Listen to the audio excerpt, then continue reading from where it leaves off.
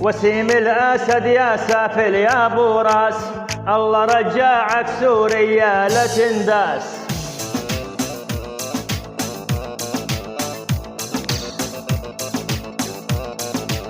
وسيم الأسد يا سافل يا ابو راس، الله رجعك سوريا لا تنداس.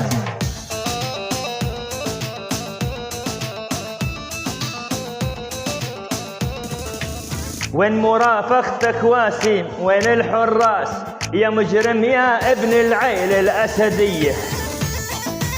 نبارك ونهنئ الشعب السوري بإلقاء القبض على أكبر مجرم من آل الأسد، وسيم الأسد، والذي كان يتغنى ويتباهى بإجرام ابن عمه بشار الأسد، وهو التاجر الأول مصنع الكبتاجون والمخدرات. يلا حيهم العدالة الإلهية.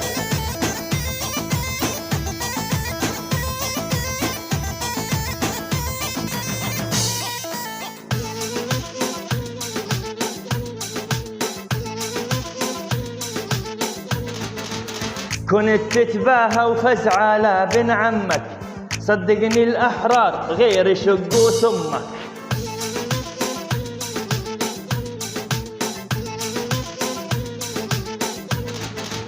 كنت تتباهى وفزع على بن عمك، صدقني الأحرار غير يشقوا سمك.